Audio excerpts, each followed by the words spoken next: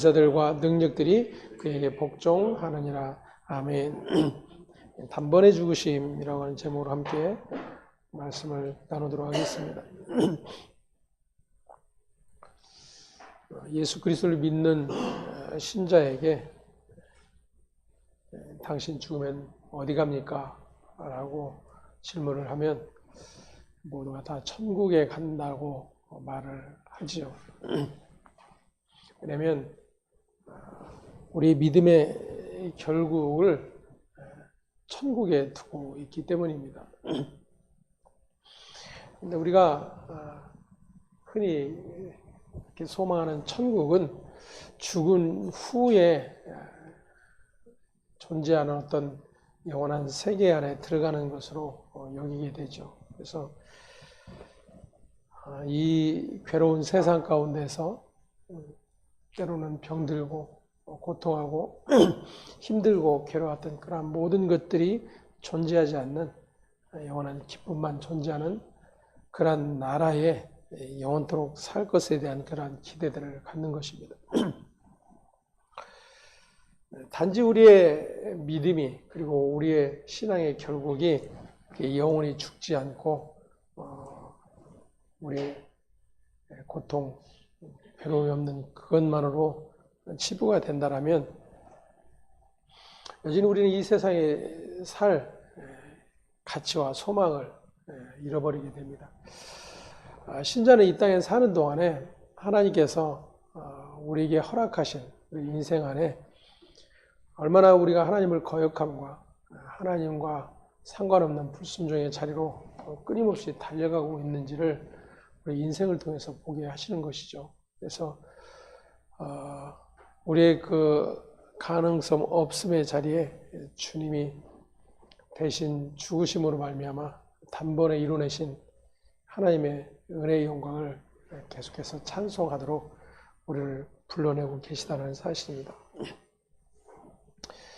그러나 우리의 믿음을 가지고 나아가면서도 우리는 흔히 궁금한 것들을 이야기하죠.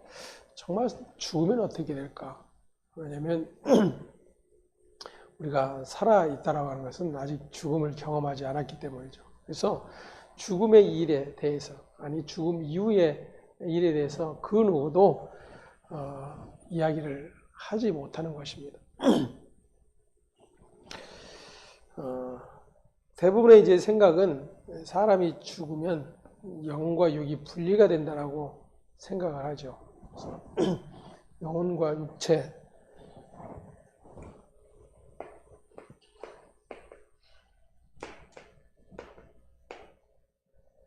아니면 영혼,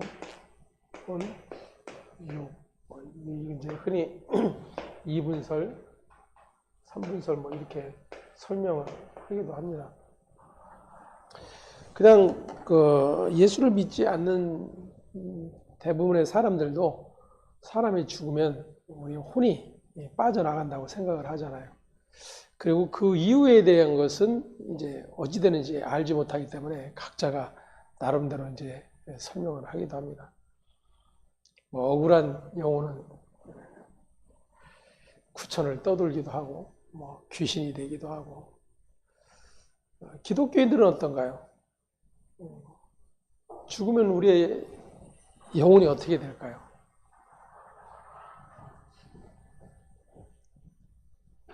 구천을 떠돌까요? 아니면 어디 중간 지점에 머물러 있을까요?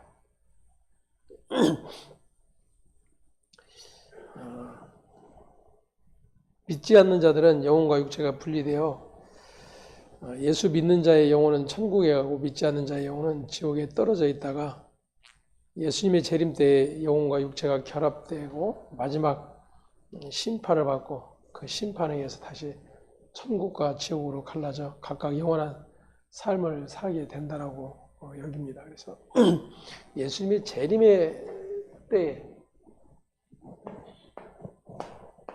이제 완성이 될 것을 이야기를 해요. 그럼 예수님 재림하시기 전에는 어떤 상태에 있을까요? 천주교에서는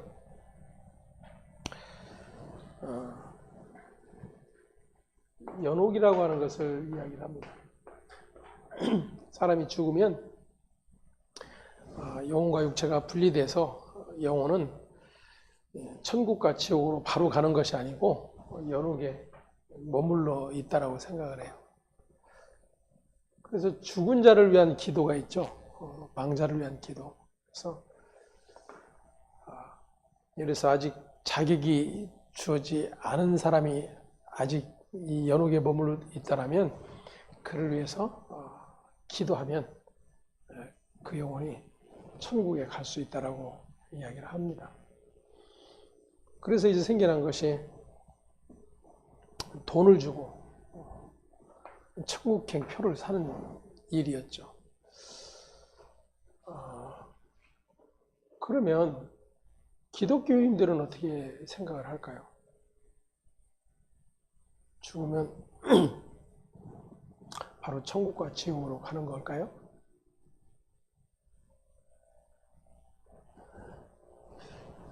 특히 이제 오늘 베드로 전서에 나와 있는 이 말씀 때문에 그런 많은 이제 이론들이 생겨나게 되는데, 오늘 19절에 보면 그가 또한 영으로 가서 옥에 있는 영들에게 선포하시니라 이렇게 이야기를 하고 있어요. 그래서 이 말씀을 가지고 예수님이 어디까지 내려가셨다라고 이야기하냐면 예수님이 지옥에까지 가서 복음을 전하셨다라고 이야기하는 분들이 있어요. 우리가 신앙 고백하는 사도신경에도 본래는 음부에 내려가사라고 하는 그 말이 빠져 있어요. 우리 신앙 고백에는 영어 성경이라든지 기타 라틴어 성경이라든지 이런 성경에는 다 음부에 내려가사라는 내용이 들어 있습니다. 그래서 이 한때 이 문제로 인해서 한국에 그래도 유명했던 지금도 존경받고 있는 목사님인데, 그분이 이제 예수님이 지옥에까지 가서 복음을 전하셨다라는 그런 해석을 했어요. 그래서 이제 굉장히 이슈가 되기도 하고 이단으로 주장하는 그런 말들까지 나왔던 그런 일이 있었는데, 그분이 이제 주장한 것은 뭐예요? 이 사도신경의 원문에는 음부에 내려가사라고 분명히 기록되어 있다라는 것이 그게 본래 신앙 고백이었다라고 근거를 대고 있는데, 사실은 예수님이 지금 이 음부에 내려가셔서 지옥에 내려가셔서 복음을 전하셨다라는 해석은 사실은 성경과 너무나도 맞지 않는 그런 내용입니다. 왜냐하면 예수님이 십자가에서 죽으실 때에 뭐라고 선언을 하시죠? 다 이루었다 그랬어요. 다 이루었다. 다 이루었다. 아직 이루지 못한 일이 있어서 지옥에까지 가서 복음을 선포하셨을까라는 것이죠. 지금 베드로가 지금 기록하고 있는 이 내용은 전혀 그러한 내용이 아닙니다. 왜냐하면 지금 베드로가 이제 그 뒤에 뭐라고 이야기를 하고 있냐면 20절부터 보면 그들은 전에 노아의 날 방주를 준비할 동안 하나님이 오래 참고 기다리실 때 복종하지 아니하던 자들이라 그랬어요. 그러니까 복음이 선포되어짐에도 불구하고 그 복음을 듣지 않던 자들, 그들에 관한 이야기를 지금 하고 있는 것이죠. 베드로의 사건으로 보면 지금 예수 그리스도가 십자가에 달려 죽으시고 부활하셔서 하늘에 올라가셨음이 분명함에도 불구하고 여전히 그 사실을 믿지 않고 있는 자들, 그들에게 예수 그리스도의 복음이 심판의 잣대가 된다고 하는 것을 이야기를 하고 있는 것이죠. 그래서 노아의 방주의 때를 이제 근거로 들고 있습니다. 하나님께서 하나님의 구원을 선포하셨어요. 그리고 노아에게 그 사실을 계속해서 알리도록 말씀을 하셨습니다. 노아가 이제 말씀하신 대로 방주를 지으면서 계속 외쳤죠. 하나님의 심판이 임할 것이다. 하나님이 홍수로 세상을 멸하실 것이다. 라고 외쳤습니다. 그럼에도 불구하고 그 누구도 귀를 기울이지 않았다는 사실이에요. 그 결과 모두가 그 심판이 선언된 말씀대로 모두가 죽음을 당하게 됩니다. 그리고 그 가운데서 구원받은 자가 8명뿐이다 라고 기록을 하고 있어요. 노아의 식구, 노아의 가족 8명만 구원을 받았다라고 말씀을 하고 있는 것입니다. 그것을 지금 예로 설명을 해주고 있는 거예요. 그런데 그 노아의 홍수 사건을 이야기하면서 하나님의 오래 참으심에 대해서 이야기를 합니다. 하나님의 오래 참으심. 우리가 하나님의 은혜의 자리를 떠난 것, 그래서 하나님 없이 살아가는 상태가 된 것, 그것을 가리켜 뭐라고 그래요? 지옥이라 그러는 게 지옥.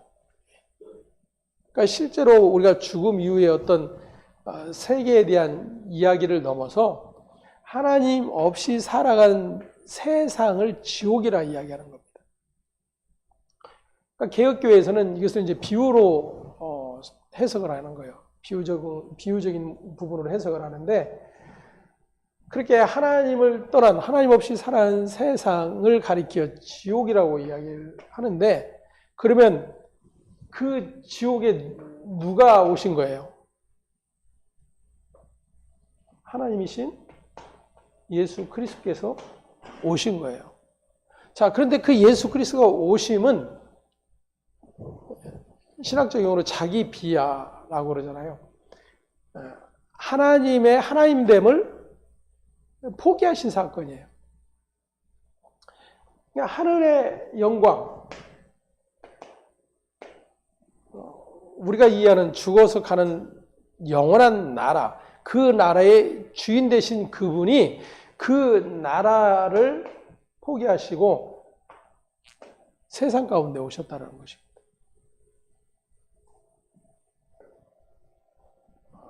그래서 베드로가 이야기를 하는 거죠. 그가 또한 영으로 가서 옥에 있는 영들에게 선포하셨다. 여기서 옥은 물론 이 지옥이라고 하는 그런 개념이 있지만 감옥이라는 개념도 가지고 있는 거예요. 그러니까 이 세상이 죄 아래 속하여 갇혀진 그런 상태에 있는 자들, 그들에게 예수 그리스도께서 오셔서 구원의 이야기를 드러내셨다는 것입니다. 마치 노아의 홍수 심판 때 하나님은 노아를 통해서 그렇게 하나님의 구원이 무엇인지, 하나님의 심판이 무엇인지를 선포하셨던 것처럼 예수 그리스도가 이 땅에 오셔서 하신 일이 그것이었다라는 거예요. 때문에 오늘 본문을 다시 읽어보면 우리 18절부터 다시 한번 읽어보겠습니다. 그리스도께서도 단번에 죄를 위하여 죽으사 의인으로서 불의한 자를 대신하셨으니 이는 우리를 하나님 앞으로 인도하려 하심이라. 육체로는 죽임을 당하시고 영으로는 살리심을 받으셨으니 그가 또한 영으로 가서 옥에 있는 영들에게 선포하시니라. 그들은 전에 노아의 날 방주를 준비할 동안 하나님의 오래 참고 기다리실 때에 복종하지 아니하던 자들이라. 방주에서 물로 말미암아 구원을 얻은 자가 몇 명뿐이니 겨우 8명이라. 물은 예수 그리스도께서 부활하심으로 말미암아 이제 너희를 구원하는 표니 곧 세례라. 이는 육체의 더러운 것을 제하여 버림이 아니요 하나님을 향한 선한 양심의 간군이라. 그는 하늘에 오르사 하나님 우편에 계시니 천사들과 권세들과 능력들이 그에게 복종하느니라. 아멘. 예수님의 부활은 영으로서의 부활이 아니에요. 영으로서만의 부활이 아니죠.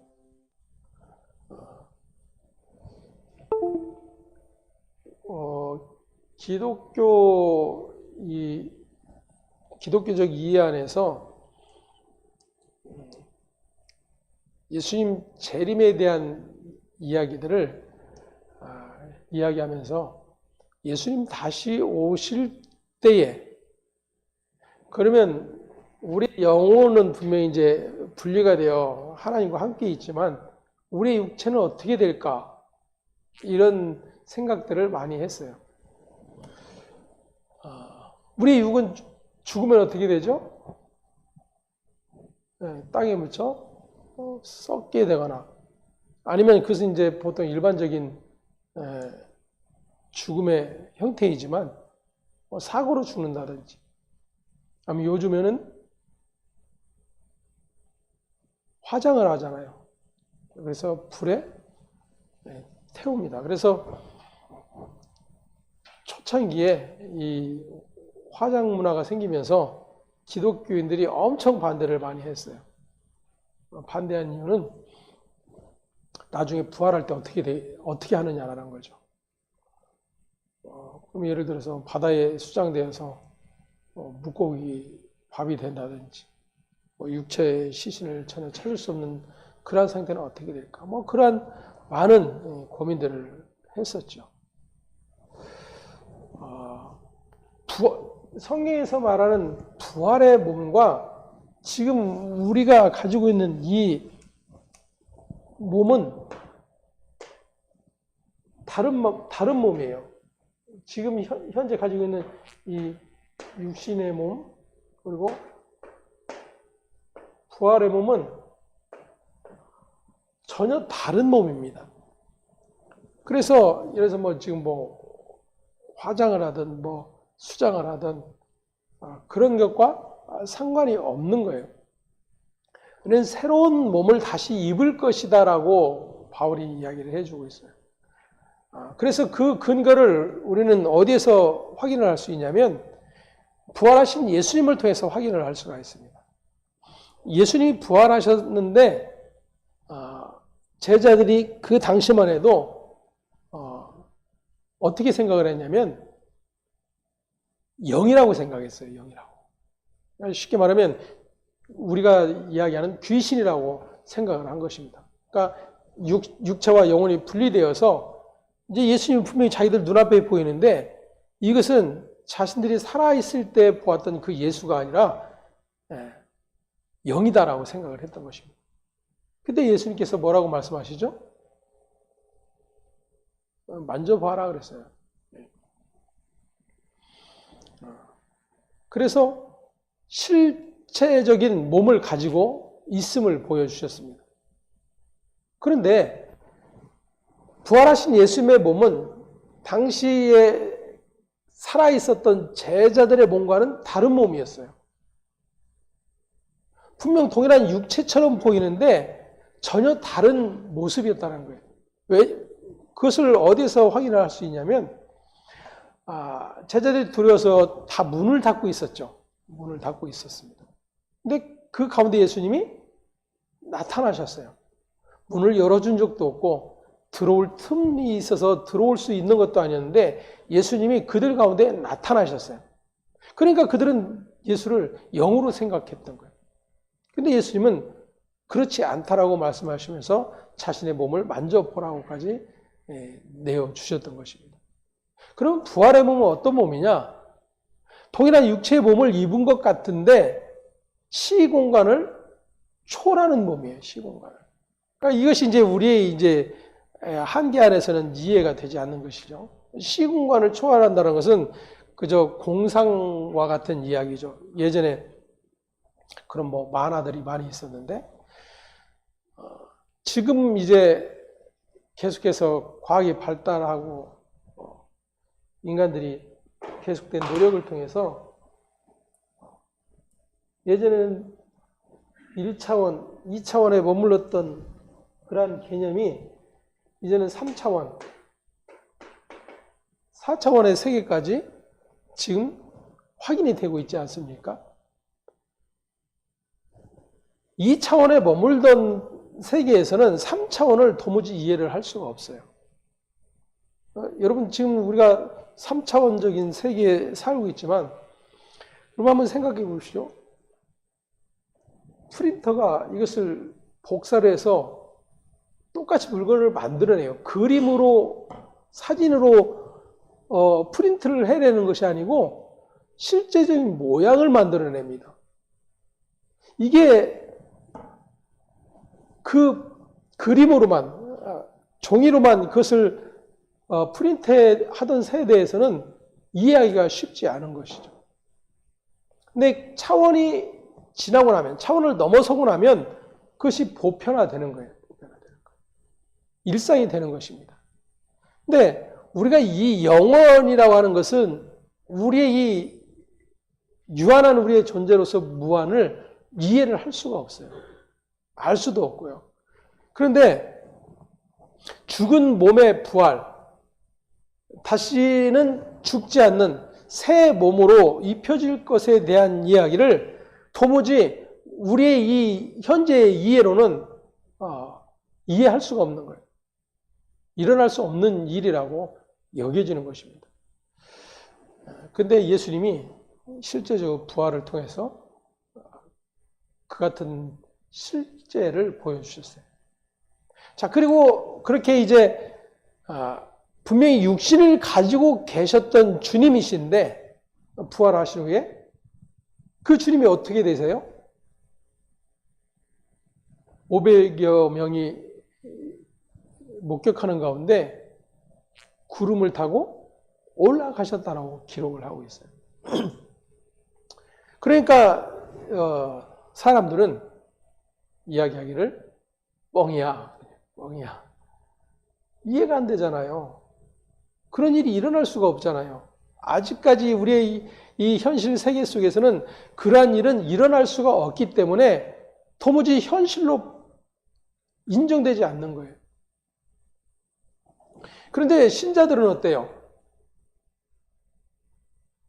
믿어요, 안 믿어요? 네, 믿잖아요. 그러니까 그것이 이해가 돼서 믿는 것이 아니라 하나님의 말씀이 그리고 주님이 보여주신 그 사건 때문에 믿음 안에 거하게 되는 것입니다. 그리고 우리의 그 믿음의 결국이 그 하나님의 모든 약속들을 목격하게 되는 날이 오게 되는 것이죠. 지금 이 베드로가 편지를 보낸 당시에는 이 앞에서도 이제 그 17절 보면은 선을 행함으로 고난 받는 것이 하나님의 뜻일진데 악을 행함으로 고난 받는 것보다 나으니라 그러면서 그리스도인들이 받는 고난에 대한 이야기를 하고 있었어요. 그들에게는 사는 것이 고통이었습니다. 다시 말하면 예수 그리스도를 믿고 살아가는 그 삶이 힘들고 고통스러운 나날이었던 것이죠. 그러한 가운데 사도인 베드로는 주께서 단번에 죽으심으로 이루어내신 일이 무엇인지를 그들에게 다시금 가르쳐 주고 있는 것입니다. 단지 그저 우리가 죽음으로 끝나는 것 같다라면, 그것이 끝이라면 우리는 쉽게 우리의 죽음을 선택을 할 수도 있을 거예요. 하지만 우리에게는 하나님께서 아들을 통해서 단번에 이뤄내신 그 죽으심의 사건이 저와 여러분에게 얼마나 놀라운 은혜와 능력으로 함께하고 계신지를 계속해서 믿음으로 바라보아야 될 자들인 것입니다. 초대교회 당시에는 예수님이 자기들이 살아있을 동안에 다시 오실 것이라고 믿고 있었어요. 예수님께서 말씀하시기를 너희가 본 그대로 다시 오리라고 말씀을 하셨기도 하였고, 그래서 자신들이 살아있는 동안에 예수님이 재림하실 것이라고 믿고 있었는데, 그 믿음을 가지고 있었던 자들이 하나둘씩 죽어가기 시작합니다. 나이를 먹어서 죽기도 하고, 병이 들어서 죽기도 하고, 사고를 당해서 죽기도 하고, 받기 때문에 죽게 되는 그러한 일들이 생기기도 했던 것입니다. 이들에게는 큰 의문이 생기기 시작했죠. 예수님이 재림하시기 전에 죽는 일이 생기게 되는데, 그러면 그 죽는 자들은 어떻게 될까라는 거예요. 예수님 재림하시기 전에 죽게 되면 그들은 어떻게 되는 것일까? 이런 이제 의문들이 생기기 시작했던 것입니다. 그래서 사도들이 성도의 죽음을 가리켜 이렇게 표현하죠. 죽음을 무엇으로 표현하죠? 잠자는 것으로 표현해요.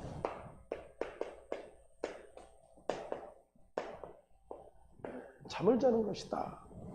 그래서 성도의 죽음은 절대 죽음으로 결론 나지 않는다는 것을 또다시 이제 가르쳐 주기 시작하는 것입니다. 왜냐하면 분명히 주님의 약속이 있었고, 그 약속이 있었음에도 불구하고 주님은 아직까지 오시지 않고 있기 때문에, 그 약속이 주어졌음에도 불구하고 주님이 오시기 전에 죽었던 자들에 대한 의문들이 계속해서 생기기 때문에, 그러한 자들에게 이제 주님의 약속은 더딘 것이 아니다. 그리고 반드시 이루어진다라는 그런 믿음의 확신 가운데 있었지만 그것을 해결할 방법이 없었던 거예요. 그래서 이제 성도의 죽음을 잠을 자는 것으로, 그래서 다시 깨어날 것으로 그렇게 이제 비유해서 가르치기 시작했던 것입니다. 베드로는 그렇게 예수님의 재림 전에 죽은 성도들을 가리켜 죽은 자들이라고 부르고 있는 것이죠. 그리고 그들에게 이러한 일을 설명을 해 주고 있는 것입니다. 그러니까 여기에서 죽은 자들은 예수님의 재림 전에 죽은 신자들, 그런 의미가 담겨 있는 것이죠. 그러니까 죽은 자들에게 무엇을 하셨다고 그러죠?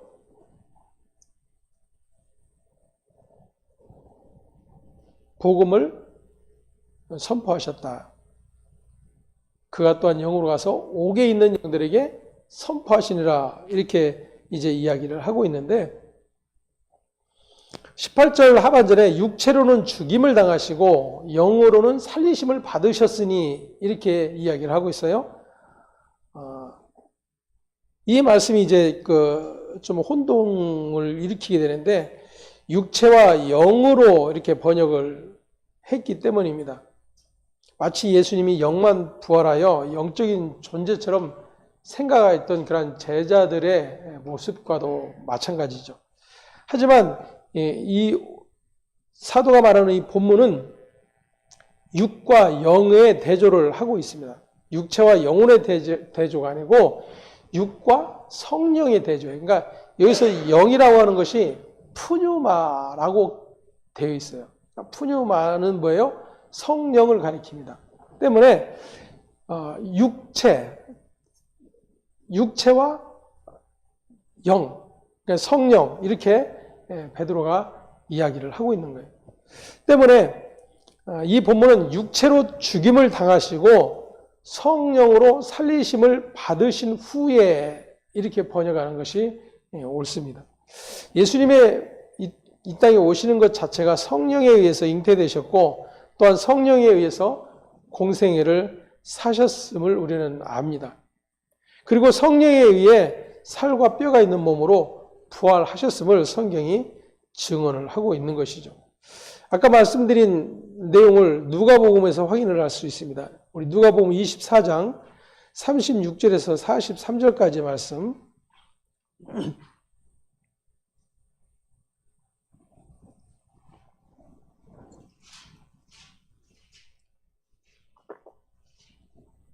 함께 보겠습니다. 이 말을 할 때에 예수께서 친히 그들 가운데 서서 이르시되 너에게 평강이 있을지어다 하시니 그들이 놀라고 무서워하여 그 보는 것을 영으로 생각하는지라.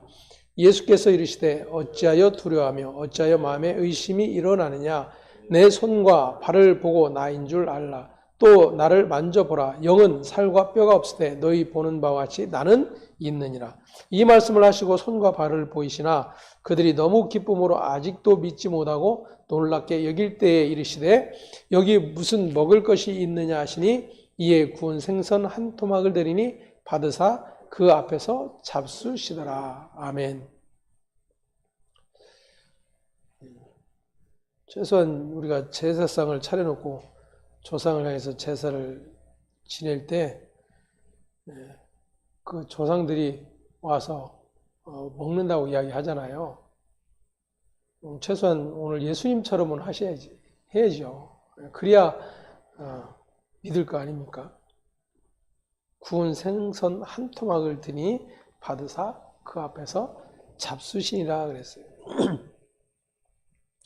사도인 베드로는 예수님께서 죄가 없으신 분이 이 땅의 죄인의 몸으로 고난과 죽음을 당하시고 성령에 의해 신령한 몸으로 부활하신 것으로 설명을 하고 있는 것입니다. 왜냐하면 그 사실을 이미 목격한 자예요. 베드로는. 그 사실들을 경험한 자입니다. 때문에 자신이 예수 그리스도의 죽으심과 부활을 목격하기 전에 가지고 있던 그러한 신앙적 가치관과 예수 그리스도께서 죽으시고 부활하신 후 그의 약속대로 오신 성령의 역사하심 가운데 일어났던 일들을 사도는 모두가 보고 경험했던 자예요. 무엇보다도 확실한 믿음을 가지고 있는 상태이죠.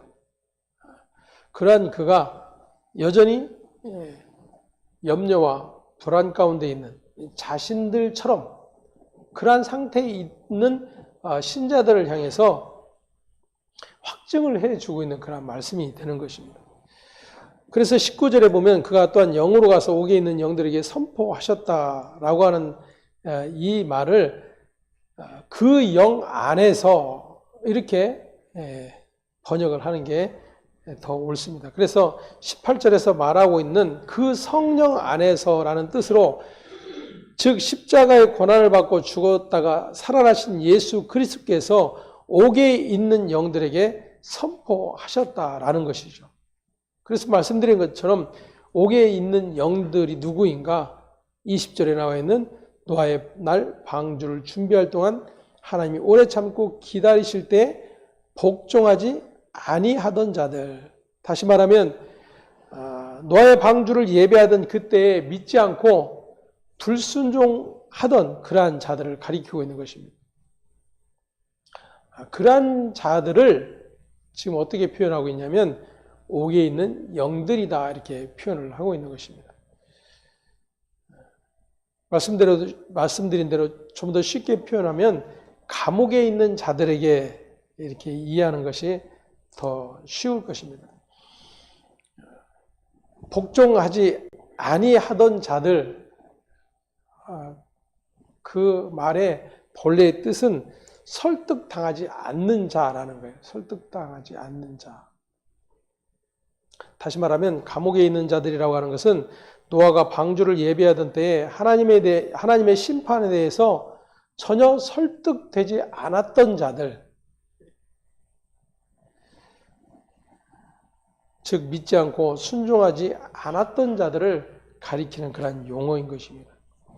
다시 말하면 예수 그리스도께서 옥에 있는 사람들에게 가신 때는 홍수 이후일까요? 홍수 이전일까요?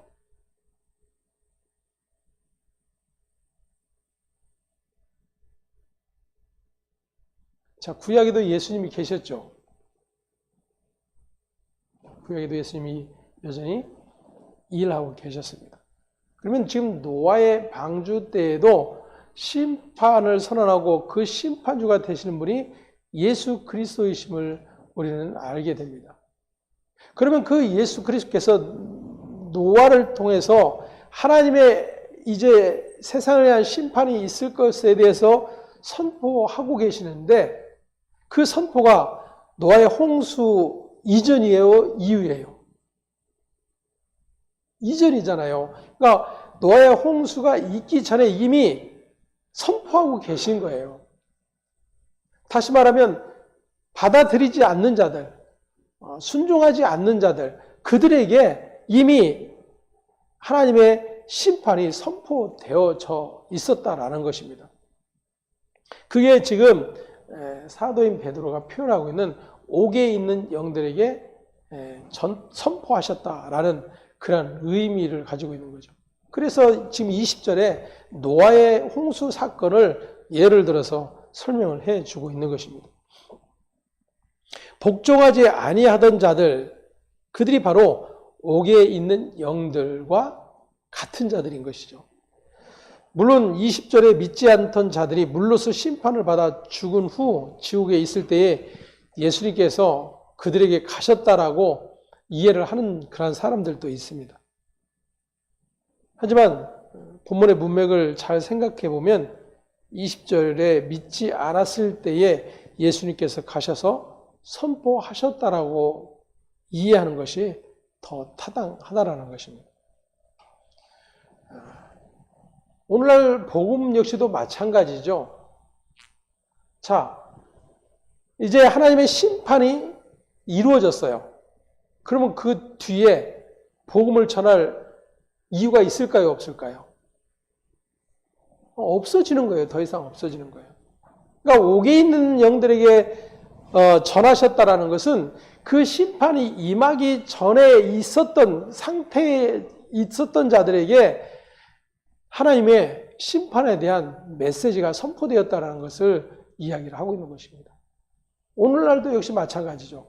하나님의 아들 예수 그리스도께서 이 땅에 다시 재림하실 것에 대해서 약속하셨고 그 재림의 날에 이제 마지막 하나님의 심판이 있을 것을 분명히 선언을 해놓고 계세요. 그런데 그러한 하나님의 말씀에 여전히 설득당하지 않는 자들이 있죠. 여전히 그 하나님의 심판에 대한 의구심과 또한 죽은 이후에 우리의 영원함에 대한 일들에 대해서 여전히 믿지 않는 자들이 있다라는 거예요. 근데 그들에게 지금 복음이 선포되고 있어요? 안 되고 있어요? 선포되어지고 있는 거예요. 오늘 믿음의 형제인 저와 여러분 안에도 계속해서 그렇게 하나님의 심판의 메시지가 선포되고 있는 것입니다. 마치 노아의 때 하나님의 심판이 선포되어지고 이제 그 120년이 되는 해에 하나님의 홍수로 인한 물의 심판이 일어났던 것처럼 반드시 주님의 재림의 날에 그 심판의 완성이 이루어지게 될 거예요. 동일한 일이 지금도 반복이 되고 있는 것입니다. 때문에 그 같은 사실들을 분명하게 믿음으로 붙들고 있게 된다면 여전히 이 세상의 것에 두려움을 느끼지 않는 삶을 살 수 있게 되는 것이죠. 때문에 지금 사도는 그러한 지금 세상에 힘들고 어려움에 처한 그리스도인들을 향해서 하나님의 오래 참으심의 기간이지만 반드시 하나님의 선언하신 대로 그 심판의 날이 이를 것이다 라는 것을 가르쳐 주고 있는 거예요. 그리고 그때에 노아의 가족 8 식구만 구원을 받았던 것처럼 믿음 안에 붙들려 있는 자들은 반드시 하나님의 구원에 이르게 될 것을 가르쳐 주고 있는 것입니다. 때문에 오늘 본문의 문맥상 옥이라고 하는 이 말도 지옥이나 연옥이라는 그러한 뜻보다는 믿지 않고 하나님의 말씀에 전혀 설득당하지 않으려고 하는 세상을 가리키는 말로 이해하는 것이 더 타당합니다. 그러니까 계속해서 주님은 지금도 주님의 복음을 가진 자들로 하여금 선포하게 하고 계시다는 사실이에요. 그 이유는 하나님의 분명한 때가 있음을 계속해서 말씀을 하고 계시는 것입니다. 그러나 예수님 부활하신 후에 많은 사람들이 기다렸던 것처럼 주님이 자신들의 삶이 이어지고 있을 때 오실 것이라고 생각되었음에도 불구하고 오시지 않음 때문에 많은 믿음의 혼란을 일으켰던 것처럼 오늘날 우리 신자들의 삶에도 힘들고 고통스러울 때는 제일 먼저 갖는 생각이 뭐예요? 주님, 빨리 오셨으면 좋겠다. 그런 생각들을 갖지 않습니까? 그것이 대부분의 신자들의 소망이기도 할 것입니다. 그 소망대로 주님의 약속은 반드시 이루어질 것이라고 하는 것을 다시 한번 사도가 가르쳐 주고 있는 것이죠. 또한 우리가 여기서 기억해야 할 것은 그러한 중에도 하나님의 심판이 선포되었음에도 불구하고 하나님은 오래 참고 기다리셨다는 사실이에요. 성경에서 창세기에 보면 인간의 수명이 900살을 넘는 그런 사람들이 기록이 되어 있습니다. 그 중에서 제일 수명이 길었던 사람이 누구죠?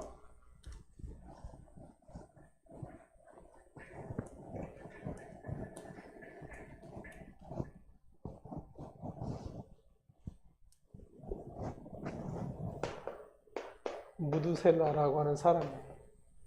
그가 969세를 살았다라고 기록을 하고 있습니다.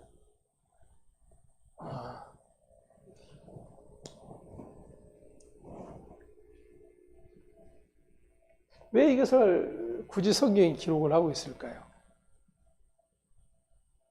무두셀라는 언제 죽었을까요? 노아 홍수 때 죽었어요. 나이를 계산해 보면 홍수가 나던 해에 죽은 거예요.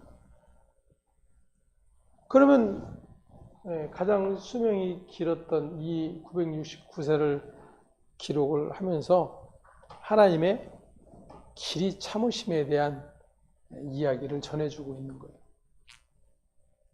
하나님의 심판이 선언되었고 그래서 계속해서 그 심판의 소리에 귀를 기울일 자들을 하나님은 찾고 계셨던 것입니다.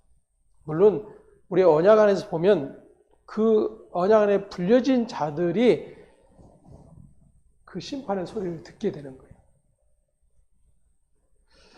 그래서 이 노아와 그의 가족들에게 주어진 이 구원의 사건, 방주를 통해서 구원된 그 구원의 사건을 가리켜 은혜라고 표현을 하고 있는 거예요.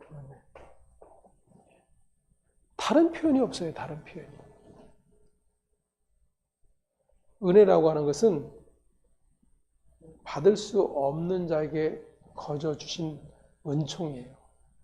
받을 자격이 없는 자에게 주어진 은총의 사건을 은혜라고 그래요. 그러면 왜 노아는 여호와께 은혜를 입었더라라고 성경이 기록하고 있을까요? 하나님이 선언하신 그 심판에서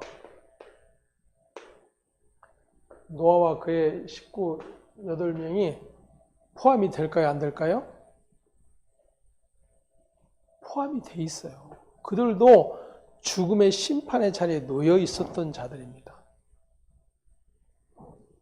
노아라고 해서 예외가 아니었어요. 노아가 의인이었기 때문에 하나님이 그를 따로 빼놓으신 것이 아니에요. 하나님의 심판의 선언에 그냥 죽을 수밖에 없는 존재였습니다. 근데 그를 하나님이 그 심판으로 끝나지 않도록 건져내신 거예요. 건져내신 거예요.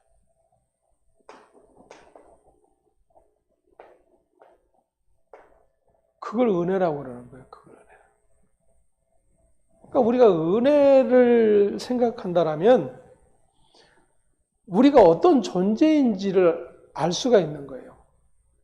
우리가 어떤 존재인지를 알지 못하면 은혜라고 하는 말은 그저 허황된 표현에 지나지 않는 것입니다. 죽을 자임이 분명한데 그 죽음에서 나를 건져내신 사건, 그 사건이 하나님께 있음을 아는 거예요. 근데 그것을 신약을 통해서 우리에게 보여주시는 것은 그냥 건져내신 것이 아니라는 거죠. 아들의 희생을 통해서 그 아들의 피로 말미암아 우리를 건져내셨음을 말씀을 해주고 있는 것입니다. 그래서 사도가 뭐라고 표현하고 있어요? 단번에 죽으사 그래요. 단번에 죽으사. 예수 그리스도의 단번에 죽으심의 사건이 우리를 부활의 영광의 자리에 있게 하셨다라는 거예요. 그러니까 지금 여전히 고난 가운데 있지만 우리에게는 그러한 소망이 있는 자라고 이야기를 하는 것입니다. 우리가 애써 이 모든 상황과 환경들을 바꿔내서 우리가 흔히 말하는 영광의 자리에 있게 되는 것이 아닌 아들의 단번에 죽으심의 사건을 통해서 이루어진 일이라고 하는 것을 가르쳐 주고 있는 거예요. 그런데 그것을 여전히 믿지 않고 있다면 너희들이 닥친 그 현실 때문에 그 예수를 여전히 부인한다면 여전히 하나님의 아들을 통해서 이루어내신 그 일에 설득당하지 않는다면 너희도 여전히 누구와 같다라는 거예요? 노아의 때에 그 심판 아래 있었던 자들과 다르지 않을 것이다라고 이야기를 하고 있는 거예요.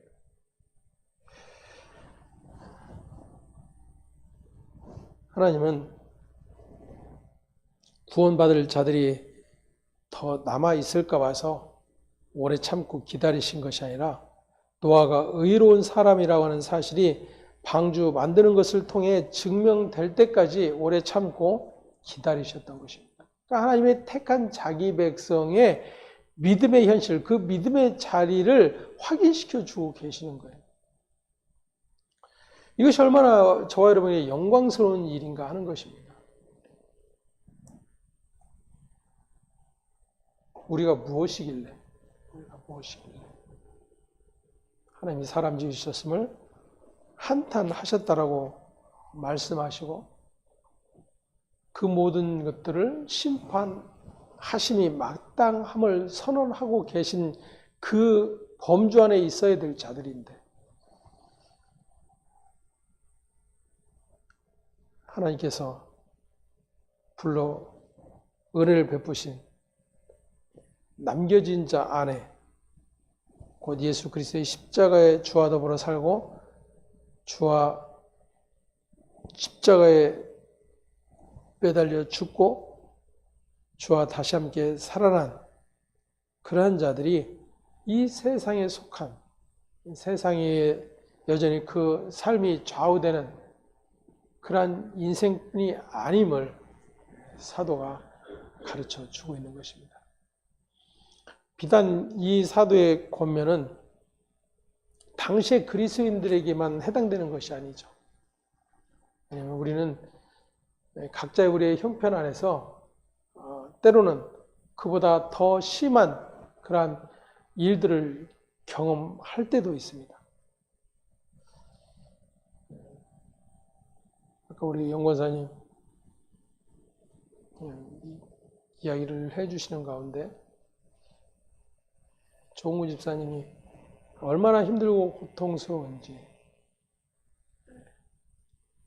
본을 이제 일으켜 달라고 부탁을 해서 일으켜 놓고 잠깐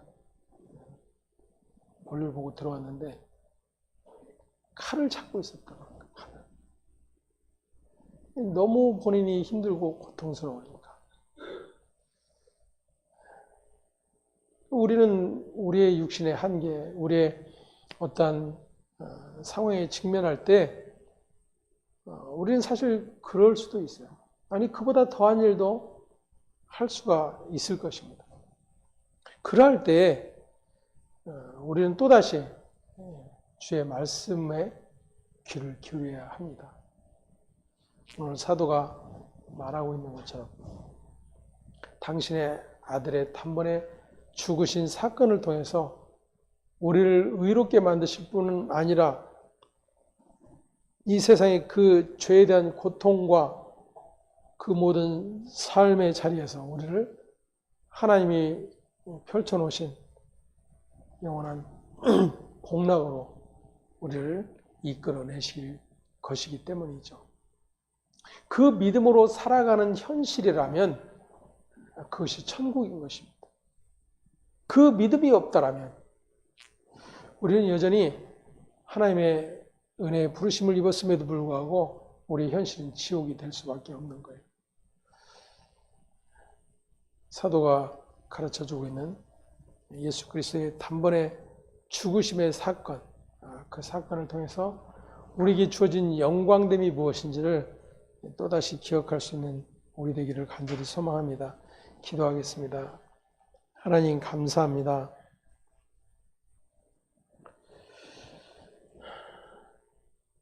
우리는 우리의 육으로 또 우리의 정신적 힘의 능력을 가지고 살아갈 수 있는 자들이 아닌 하나님의 영 성령으로 말미암아 이 세상과 하나님의 약속한 영원한 세상을 살아갈 수 있는 자 된 것을 인해서 감사를 드립니다. 우리가 이것을 잊어버릴 때에 여전히 우리가 할 수 있는 일이 무엇인지,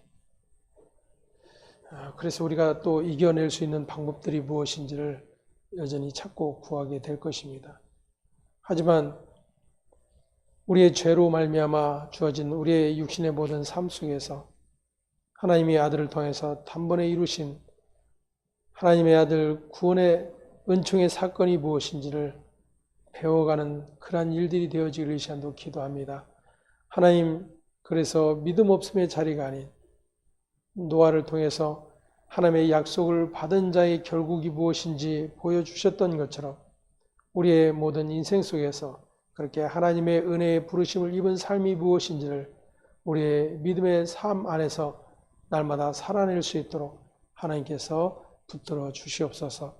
무엇보다도 참으로 육신의 힘듦과 고통 가운데 삶의 소망과 여전히 힘듦의 일들로 인하여서 고통 가운데 있는 우리 사랑하는 종원 집사님과 우리 오현택 성도 그리고 사랑하는 우리 신청자 전사님, 주께서 그들의 마음 가운데 주님이 허락하신 이 은혜의 평강을 누리기를 간절히 소망하며 기도합니다. 우리가 무엇을 도울 수 있고 무엇으로 위로할 수 있고 무엇으로 그 짐을 대신할 수가 있겠습니까? 오직 주님만이 단번에 죽으심을 통하여 우리의 그 모든 죄로 인한 고통의 문제를 해결하여 주셨음을 믿사오니 하나님, 그 믿음을 붙들고 더욱더 굳세게 나아갈 수 있도록 성령님 도우시고 인도하여 주시옵소서.